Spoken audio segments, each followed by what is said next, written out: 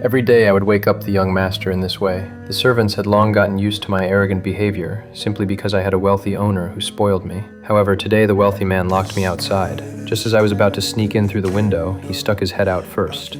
Remember, we talked about this, Buck.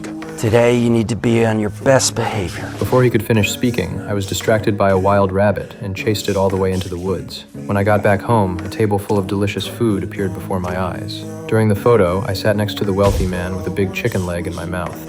Buck.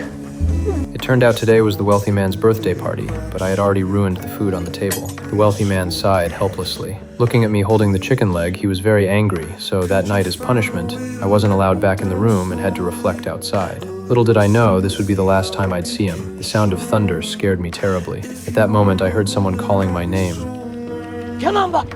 I saw someone luring me with food. On instinct, I jumped into the car, only to be locked tightly in a cage. No matter how hard I pawed at it, I couldn't open it. I could only watch as the castle got farther and farther away from me. I kept howling. They loaded the dog cage onto a train. I couldn't eat or sleep. I don't know how long it had been, but when I finally escaped, I found myself in the north. I had never seen so much snow before, which filled me with curiosity. However, I was immediately thrown into a dog cage to be sold. Perrault took a liking to me right away. He was a mail carrier. Francois wasn't satisfied when he saw me, but he didn't know I would save them from danger many times later. I was placed in the last row of the team. At first, I strongly resisted the collar. I strongly resisted this work. I finally caught up with the team, but then I was distracted by a wild rabbit. As a result, I pulled the entire team down the slope. Listening to my teammates cursing, I knew I had dragged everyone down this time. However, when Perrault came over, not only did he not scold me, but he patiently explained to me the meaning of teamwork. Buck, we are all tied up together now. We fall all together, but so do we get up as one.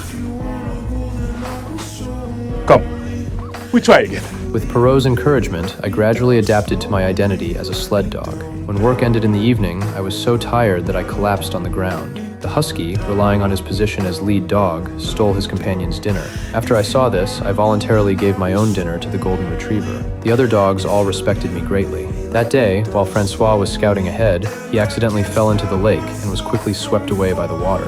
When I saw this, I ran as fast as I could and jumped into the lake. In the darkness, I quickly found Francois and carried him on my back. Then I desperately rammed the ice surface with my body. Finally, I successfully got Francois onto the ice, but I no longer had the strength to climb up and was soon swept away by the water. Perrault anxiously called out to me and used a dagger to forcefully chip at the ice. After the dagger broke, he used his elbow. Just as Perrault was crying, someone handed him a stick. Perrault took the stick and continued smashing. At that moment, he suddenly turned around. I was sitting beside him, completely unharmed. Perrault happily gave me a hug. The husky saw this scene.